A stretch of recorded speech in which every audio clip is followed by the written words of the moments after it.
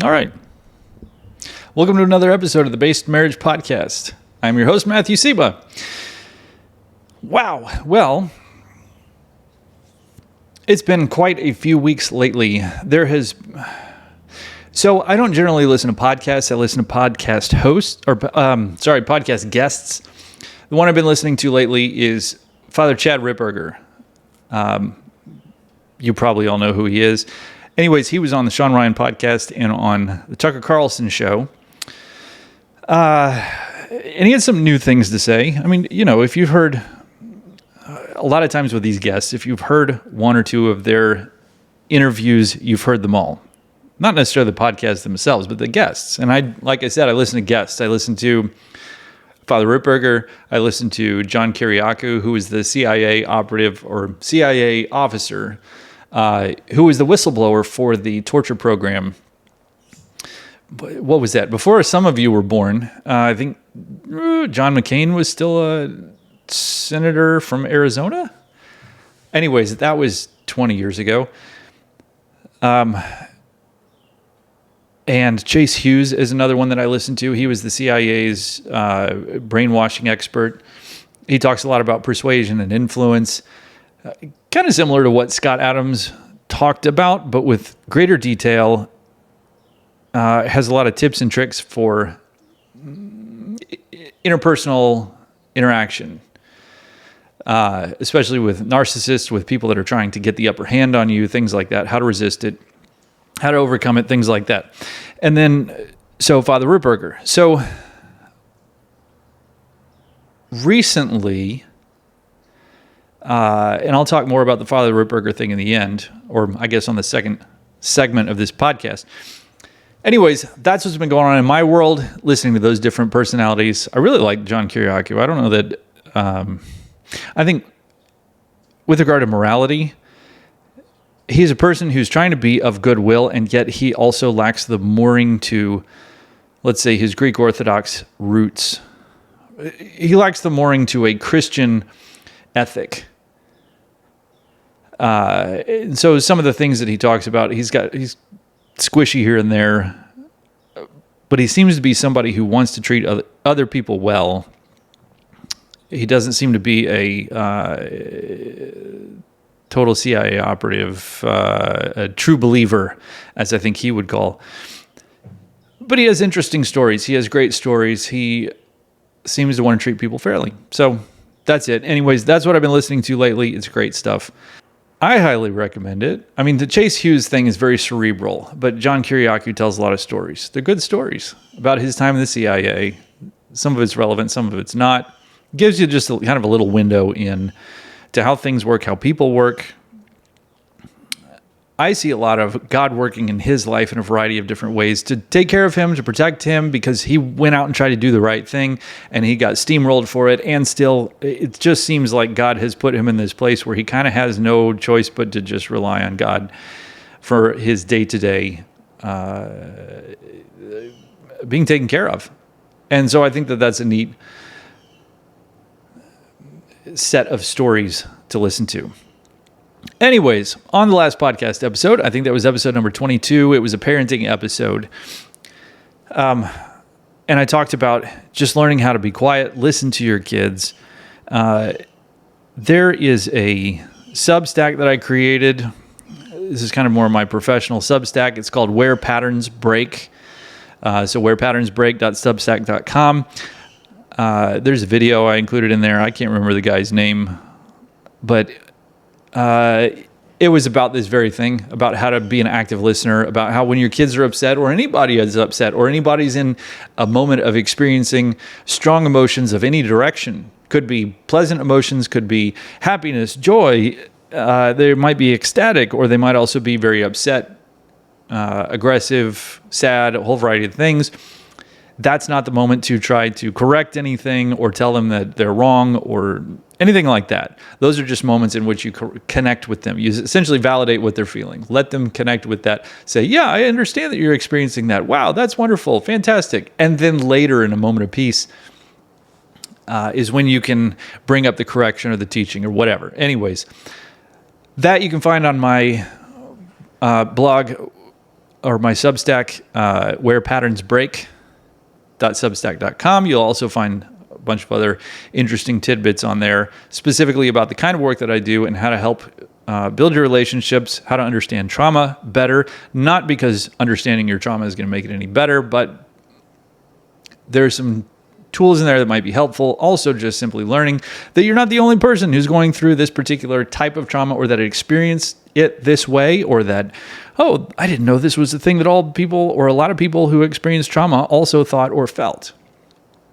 So go take a look at that, see if it's helpful for you. If you'd like to work with me to kind of overcome some of those things, you can go to my the website link, and all that's on there too.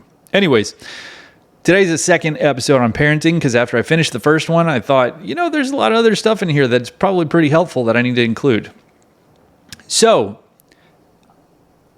just to kind of reintroduce my experience with parenting, I have my own 3 kids, ages 15, and 2. No, they're not twins. They're both adopted from different families. They're 4 months apart. One of them has special needs, so there's a giant age gap in terms of maturity and all the rest. Anyways, 15 years old, and 10 years old. Did I say 2?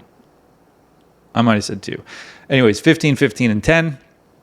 Also, I'm a counselor. I work with a lot of teenage clients, especially teenage clients with their parents, and they often have strained relationships. And so I'm kind of parenting them, the teenager, in those particular moments. Basically, I get to see a lot of the really challenging moments with the explosions, the anger, and all the other things. So I think that I have a pretty good understanding of how to navigate that, and I coach the parents on how to overcome those things, those obstacles in their relationships, how to build a relationship. Oftentimes the parents have a very low emotional IQ. They don't understand what they feel in the moment. They just know, I don't like this feeling, and then they try to shut it down, and that doesn't seem to work. So I coach the parents on exactly what to do in order to help connect with the kid, and then move on past that and build a better relationship with the kid. And then you end up seeing a lot of the symptoms, the behaviors, disappearing, because now the kid feels connected, attached to the parent, and then also to themselves in their interactions with the parent. So I think I have at least a little bit of experience with regard to parenting that I can share with you today. So, without further ado, I approach parenting in this way. I want my kids to turn out in a certain way, and so I kind of envision, what does their life look like, or what's the life that I would like for them to have that I think is going to be fruitful for them. And for some absolutely bizarre reason, a lot of parents think that they are sinning against their kids. They're imposing something on their kids. They're hurting them. They're controlling them, or whatever, to try to tell their kids, hey, it's good for you to be around family. It's good for you to not go off to college. Family is important. Not just important, family is vital. If you want to have a strong identity, if you want to have people who support you and all the rest, it is important for you to have family. Family fills a gap that no other type of person can fill. You can't choose your own family. You can have friends, but they're not really family, as much as you wish they were. Because if that friend does have family, and they start feeling that longing for their family, or maybe they're getting older in life and their family doesn't have very many years left, they will oftentimes move back to be near that family before their family goes. And guess what? You're not their family. You're their friend, not their family. Friends are not the family you choose. Friends are just friends. That blood tie is not there, and there will be never anything as strong as that blood tie. Friends can grow apart, but when you die, family are the ones that will be there. Maybe you have a couple of friends that might be there. Chances are that's probably because you work together. But friends, and yes, I know some family members don't go to each other's funerals either. That's just a thing. That is whatever it is. But nothing takes the place of family. I've seen this in 8 years of trauma. It doesn't matter how bad a father treated his son or his daughter.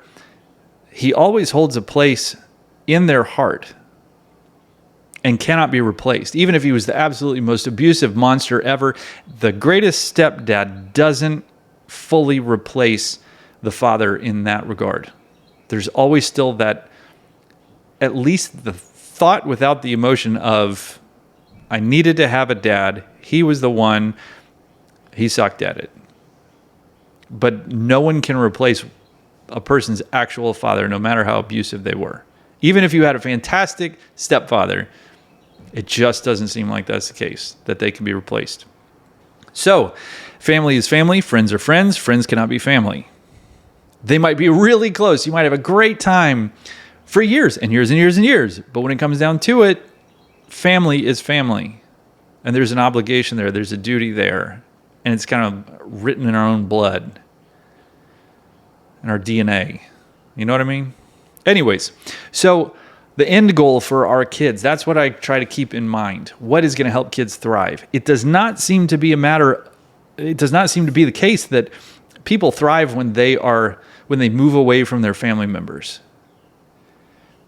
We do this completely bizarre thing in America right now is our kids grow up for 18 years, more or less around the same people. And then we say, go somewhere else where you don't know anybody and you're living around a high density area of strangers. Build more friends for 4 years and then move to another place, a high density area of strangers where you don't know anybody. Maybe you know a couple of people, but essentially your support system is now gone again, and then start over and rebuild new friends, which takes to have really good solid friends is 3 to 5 years minimum. To have really good solid friends who would not people who would bail you out of jail, but who would be there sitting next to you in the jail. Minimum 3 to 5 years. You have to go through hard things in life in order to find out who your friends are. It's that country song, for crying out loud. But you have to go through difficult challenges of life in order to build that bond. So, why do we do that thing? That's stupid. That's not what civilizations are built on. That doesn't make for a strong civilization.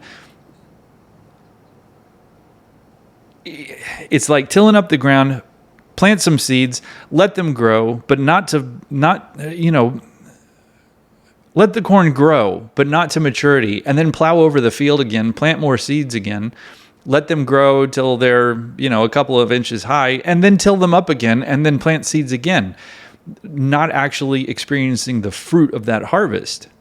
You're never getting to the harvest part. So by the time you're 30, maybe now you finally got some solid friends wherever it was that you decided to land after college. But if you moved again for another job and then you moved again for another job, you're not ever building friendships. I mean, like lifelong friendships, like the people that you call when you lose a parent and you call and say, hey, my father just died. My mother just died. There's nobody there till you're 30 later, who's really going to be there for you in that? So this is a completely bizarre thing, moving all over the country or even all over the state for jobs, moving away from family.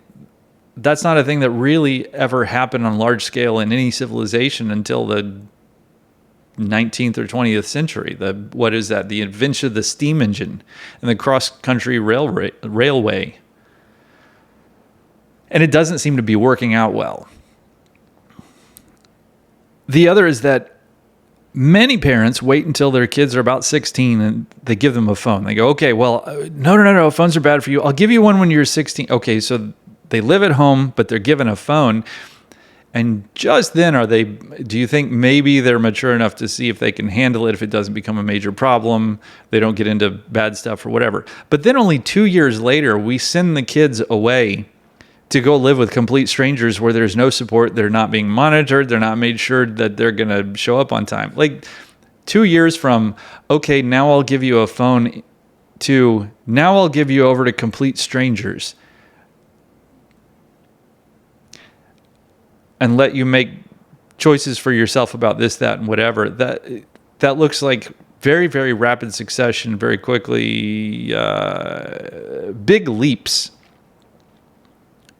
But only based on chronology, not based on maturity and development. I don't know. It's just a weird thing to me. Anyways, so the end goal for our kids, keeping that in mind. What do I want my kids' lives to look like? And am I developing a life or developing a mindset, developing values in my kid that's going to help produce that? Personally, for me, yes, go to church, participate in the Catholic faith, do penance, pray the rosary every day, those things. But that can't be all that I do. What I think after that, the most important thing for children to experience and to learn is emotional intelligence or emotional IQ. I am feeling this. These are my feelings, not anybody else's, but I am feeling this, and it's okay to feel this. And I'm going to do something about it, maybe make it go away, or just maybe say, okay, well, this is where I am right now, and that's okay. So giving yourself permission, being forgiving of yourself for your own feelings, and then also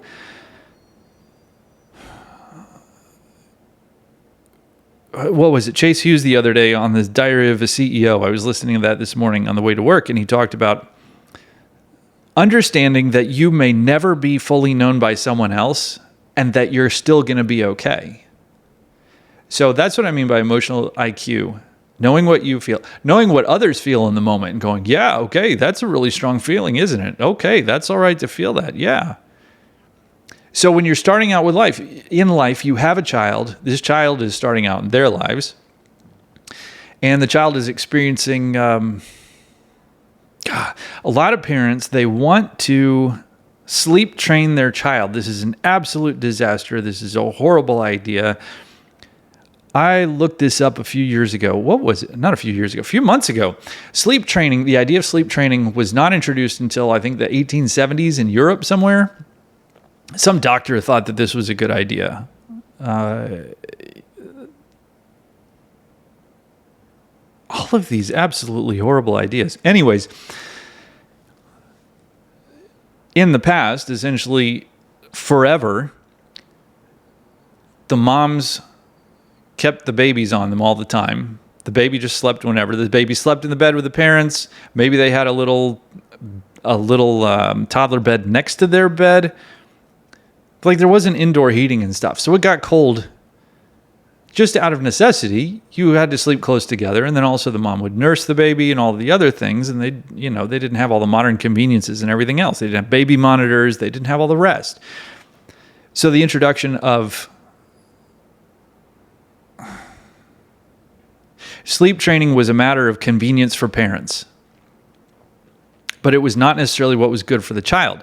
Now, they've done it in a number of studies. You can go look up studies. Is sleep training good for children? What's the long-term emotional, or what's the long-term effects of sleep training, letting a baby cry it out versus having that connection with the child sleeping with or very near the parents, things like that. I mean, there's a bassinet next to the bed. Things like that. It doesn't necessarily have to be that the baby's in the bed with the parents, but it can be. And it showed that when the baby is crying, the baby has that parent attend to their needs early on and continuing on throughout childhood, that the child learns healthy emotional regulation by connection with the parent, whereas a child who is left to cry it out, whose emotional needs are not attended to by the parent, the child ended up with more anxiety issues than those who were attended to by the parents throughout infancy, toddlerhood, and childhood. So in the long term, letting your baby cry it out is basically abandoning your child. They're experiencing it as abandonment on an emotional state, and they experience that they are not capable to handle healthily regulating their own emotions. And they learn to believe that no one will come to their rescue. Now, I know that there is a strong and independent mindset of telling yourself nobody's going to rescue you.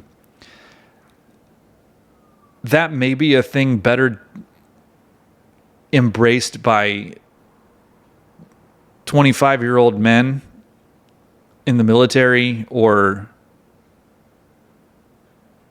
as a way of kind of getting grown men to learn you more or less have to take care of yourself with all these responsibilities.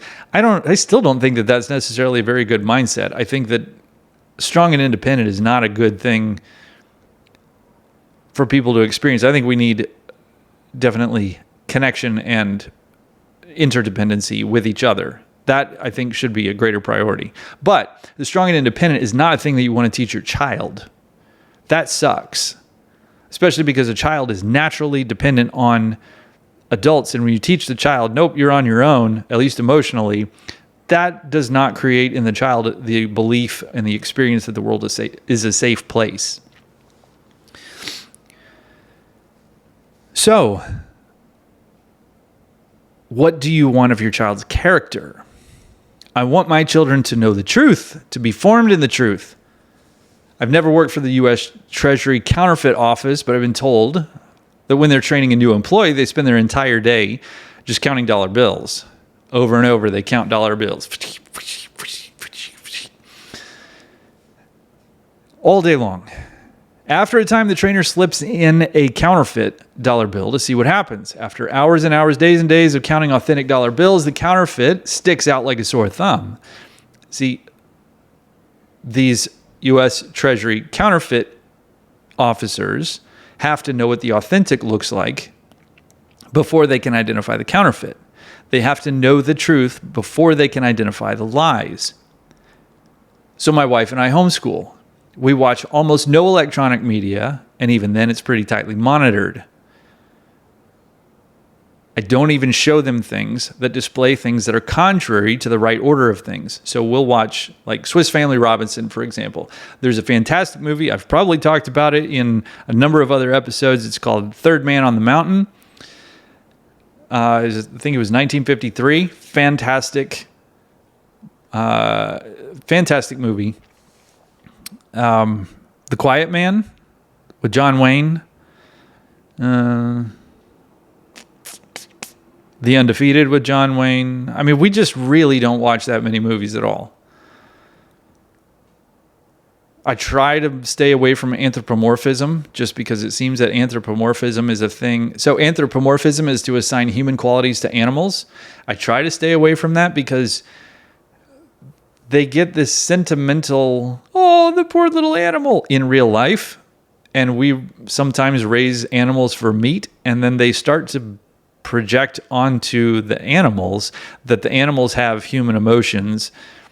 And, oh, the poor chicken, it's lost its brother or its sister or its mom or whatever. Oh, it's lonely, it's sad. And then you end up with these vegans who don't understand the right order of things. And, oh, the sad cows, we can't have cows be sad. Oh, we can't. But they completely miss the fact that animals are eating animals all the time. That's just the natural state of things. And then when you present that to them, they're like, oh, they can't handle it. And they just shut down the conversation. So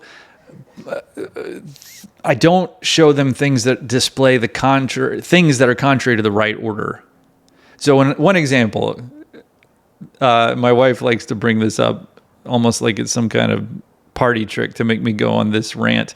But the movie The Fox and the Hound, okay, I'm convinced that we have these crazy tree-hugging lunatics and people who identify as furries because as young children, these people were exposed. These young children were exposed to TV shows and movies, and they actually took on the identities of these characters. Now, I've said it before that I've talked with a number of women,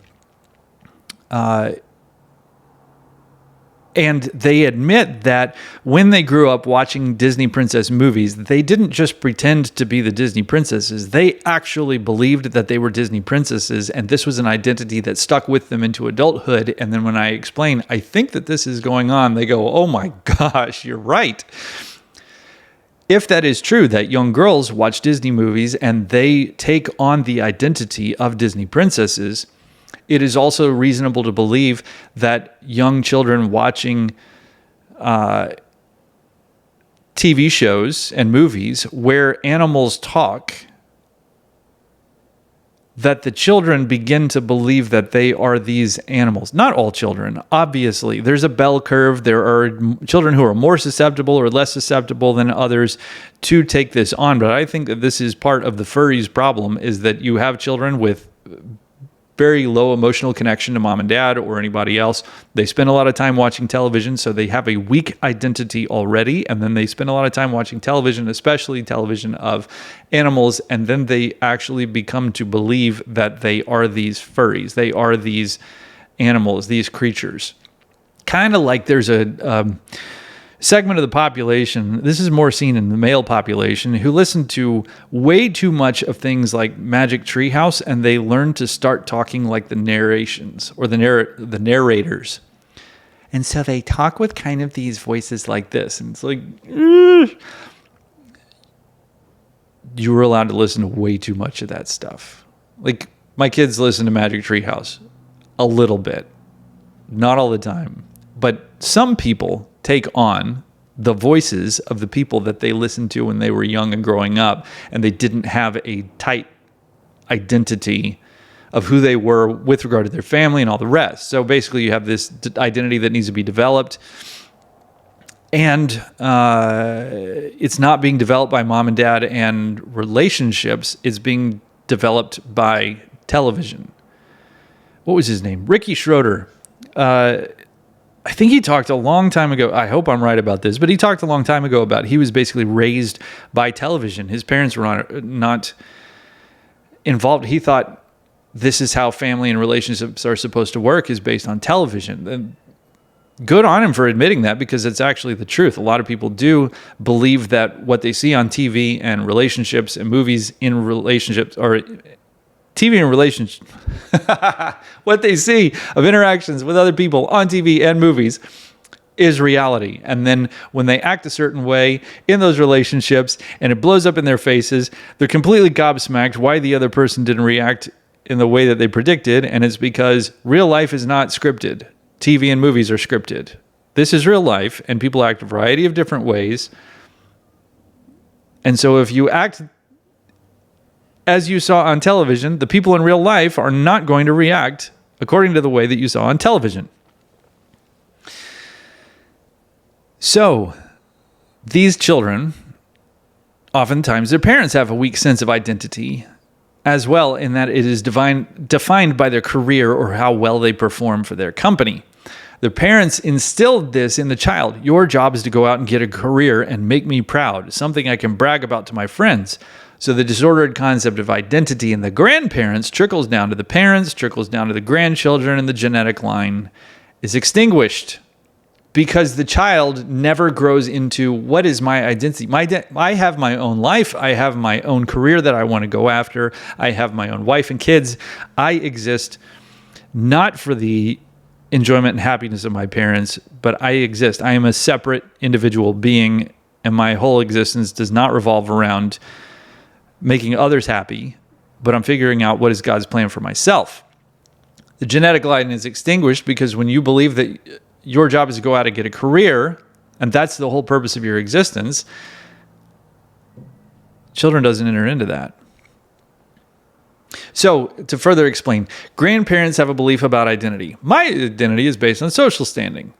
Boom. Made their kids give up what they might have wanted in order to please those parents. Then the child of those parents, so the grandchild, believes my identity is based on whether or not I made my parents proud. They gave up what they wanted to please their parents. They later regretted it. The grandchild's belief, I have an identity? Parents teach, do what you want, but they exemplify, make your parents happy. Okay? So the grandparents, or what do you call that? Boomers, greatest generation, whatever. 1920s, 30s, 40s, 50s. My identity is based on social standing. I guess that would be like 20s and 30s. My identity is based on social standing. Made their kids give up what they might have wanted to please their parents. And so that person's belief is, my identity is based on whether or not I made my parents proud. So they gave up what they wanted to please their parents, and they later regretted it. The grandchild's belief, I have an identity? The parents teach, do what you want, but they exemplify, make your parents happy. So the child is confused because they have confused parents. So what is missing? What is missing is the understanding of the necessities for human thriving for your children, not just for yourself. So that's human thriving. the necessities to thrive mentally, emotionally, spiritually, to develop a healthy family. The second is the necessities for human thriving is the close proximity of family. And the third is the rightly ordered focus. Career status as a primary focus is vain, it's fleeting, it's sterile, emotionally sterile, often financially sterile, generationally sterile. It does not produce life. It's like when you die, your company is going to forget you. When you retire, your company is going to forget you, or your company is going to shut down. But in the great scheme of things, like the world, the universe, existence will not notice. So a rightly ordered focus. What is the work that God has for you? That needs to be the proper order. What is the work God has for you? And also, marriage and children is a very fruitful and enjoyable thing if you are marrying the right person, if you are well matched. We'll talk about that another day. We've already talked about that a lot. If you are fighting in your dating relationship, if you're arguing, it's not supposed to be that way. Your relationship is supposed to be easy. It's not supposed to take work. When you hear people say, oh, relationships take work, their relationship takes work because maybe they were not well suited. The Catechism Explained goes into depth about this, about that relationships started in this way or that way almost always result in a lot of pain because the couple was not well suited. So, there's an old proverb. God, I saw it on a meme somewhere years ago. I can't remember where it came from. But an old proverb says, if you want to destroy a culture in one generation, have a man forget who his grandfather and his great-grandfather were. This has been the definition of American life for the last 100 years. You have emotionally disconnected grandfather. I think a lot of it was the product of not only the Depression, but also the war. They go off to war. They come back. They're all traumatized. They saw a lot of horrible things with their buddies. Really scary situations. They come back. They didn't understand what PTSD was. They didn't understand shell shock. So they come back from the war and they're just trying to find some peace, some escape. A lot became alcoholics. So the disconnected grandfather, he's trying to escape. Life has just been very severe for him. He's trying to escape all of that. And so he's emotionally disconnected, maybe even with alcohol. He's not connecting with his son in the way that his son needs. So he doesn't get that guidance in manhood and fatherhood. There's often an experience of arrested development. They kind of might get into, there are a lot who did decently, but they go, okay, my dad was distant. I'm going to go out and get a good career. Hey, that's pretty easy to access in the 60s and 70s, even the 80s. Hey, this worked out pretty well. Okay, I've built my identity in my career and my work, and I'm decided I'm going to do different than my parents did. And I'm going to have a family, but that son doesn't fully understand how to connect emotionally. And I'm just talking about in a lot of cases. I don't mean in every case, because I know a lot of cases that are exactly like this. And the parents went, you know what? We want a better family than what we both got. So we're going to really pour ourselves into our kids. And they did pretty well. So like I said, it's not every case. It's just a lot of cases. So that second generation, that son, oftentimes doesn't get the guidance in manhood or fatherhood, connection with that masculinity, knowing, passing down how is a father supposed to be with his kid.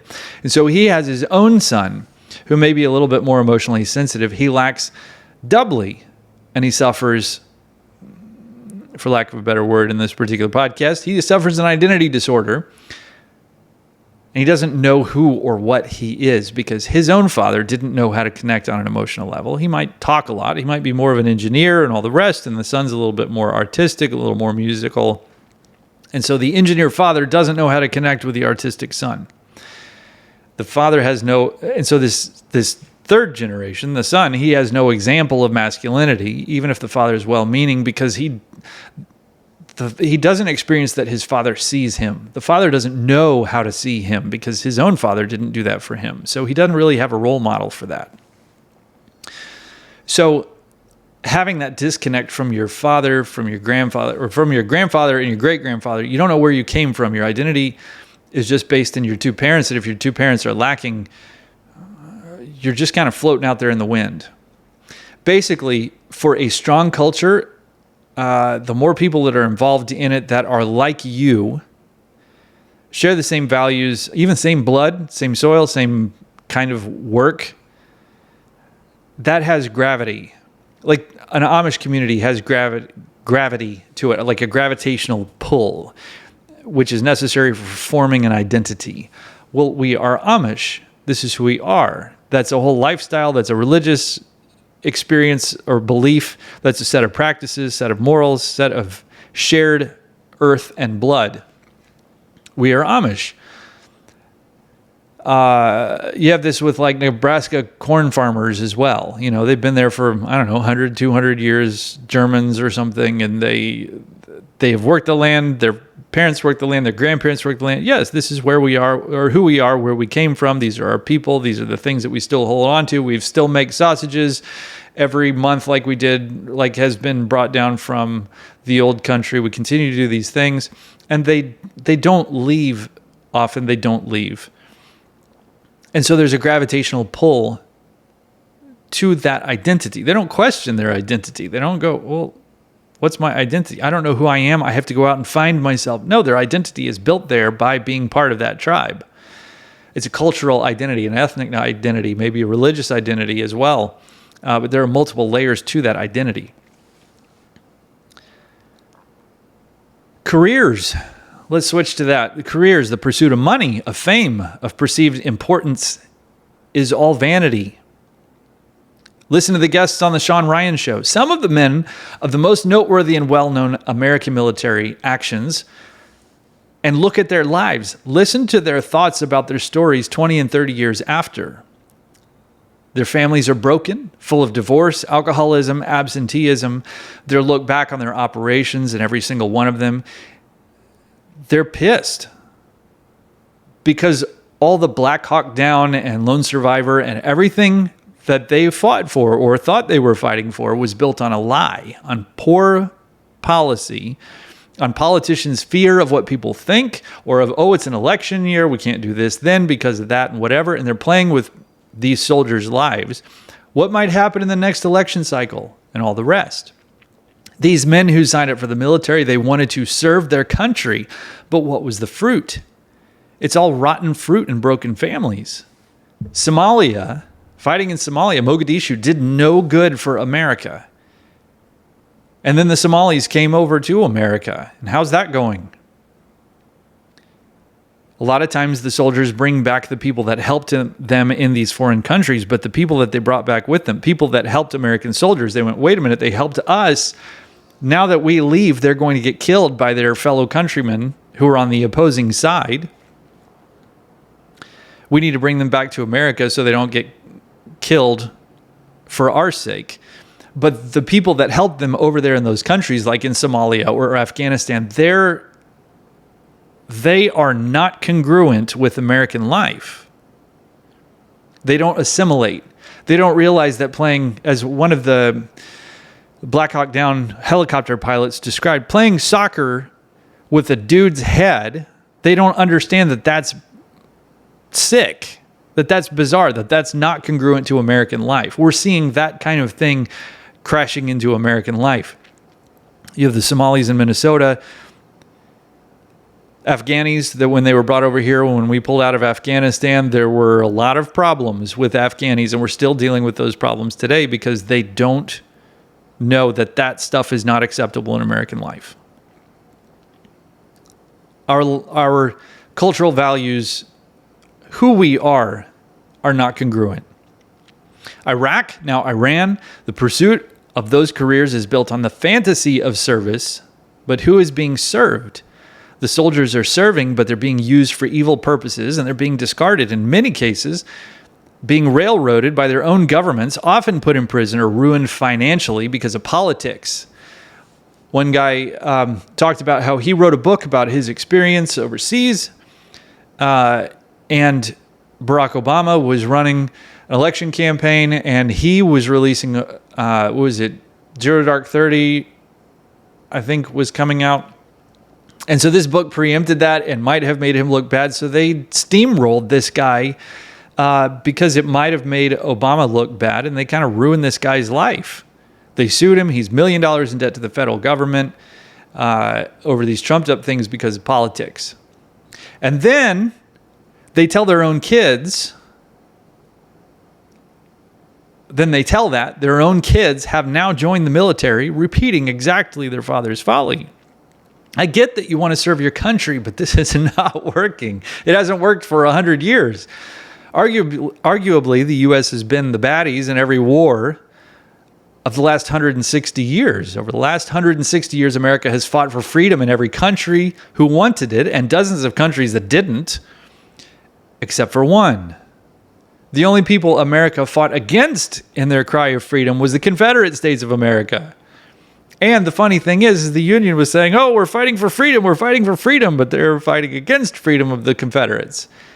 We can go down that I'm not even going to go down that path, but they're saying we're fighting for freedom. They had all the songs and everything, but they didn't want to allow the Confederates to have the freedom of breaking away and having their own country, which is exactly what was done in the American Revolution, was breaking away from England. So if you think it was morally and politically, if they had a moral right to break away from England to create these United States, then you must also concede that the Confederacy also had a moral right to break away from the Union and create their own country as well.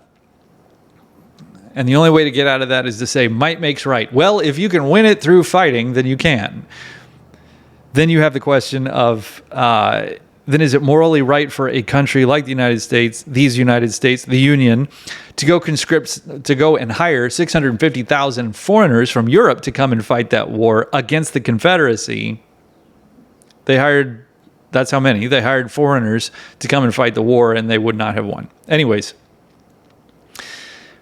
So the only people America fought against their cry for freedom was the Confederate States of America. And for decades after, the federal government treated them like shit, rubbing their noses in it, restricted voting rights for 2 decades, only restoring them in the southern states if they signed up on to certain things like the 14th Amendment, which was done by coercion. It's even arguable that the 14th Amendment was never actually passed and ratified. There were federal troops occupying the southern states for over a decade after the war. So going for a military career, why? It's the illusion that you're serving your country, but serving it and doing what? For freedom? That just turned out to be either ill-advised like Korea, Vietnam, Somalia, or for wars for Israel, or for the Freemasons, like World War II, Afghanistan, Iraq, Libya, Iran. If you judge all of those actions, except maybe Somalia, and every one of them, the existing Catholic communities suffered worse than before the conflict started. You know all these pictures of American GIs in the bombed out churches in Europe during World War II? Who bombed out the churches? We did.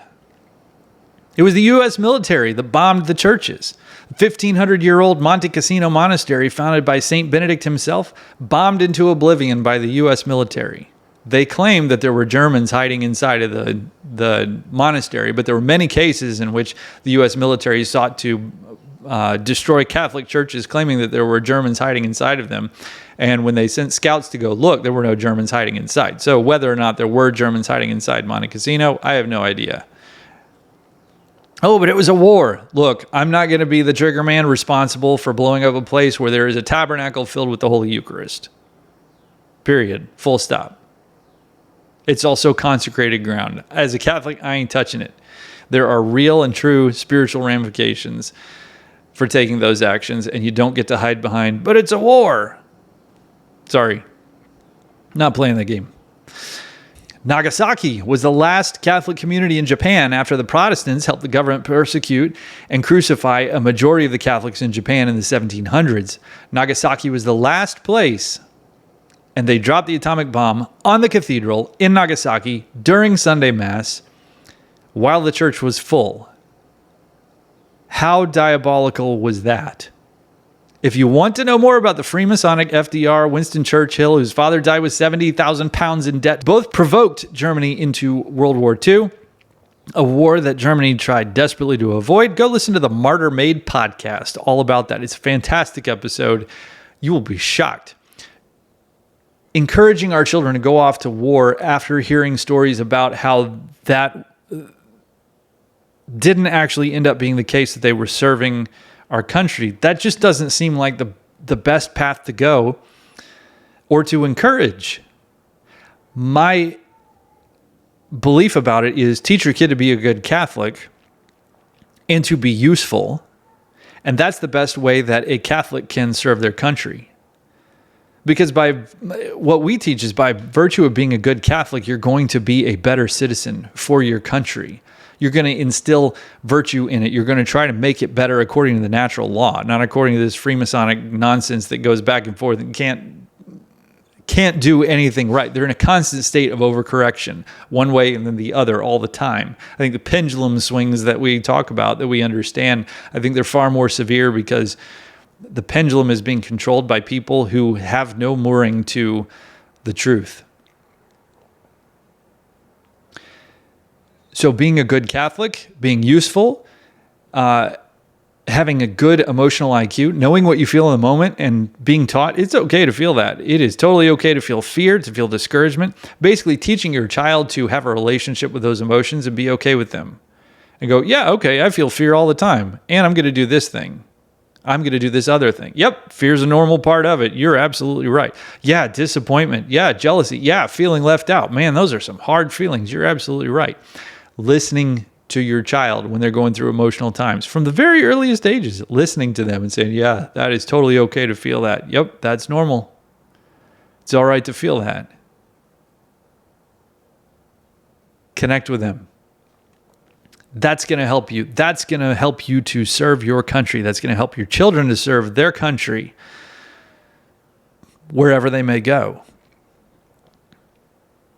So thinking about that trajectory, how do you want your kids to end up?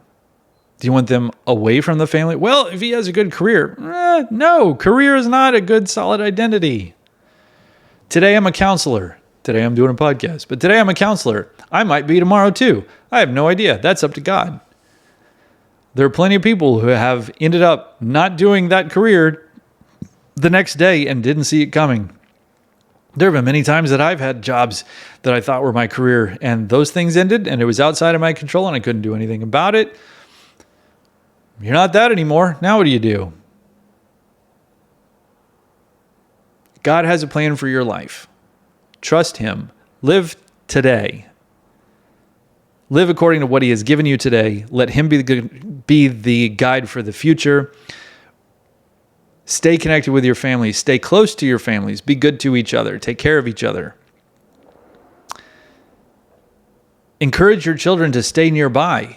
Because when your children's children grow up around their grandparents and aunts and uncles, they are more loved. They have a closer community. They have an identity. They know that if they fall on hard times, there are people right there to help them. If your kids move off to Never Never Land and you never see their grandchildren, or you see them once a year, twice a year, your grandchildren are growing up not knowing who they are. They're going to develop an identity based upon the world and what the world says that they are. So that's it for today's Base Marriage Podcast. Y'all have a great day. God bless you.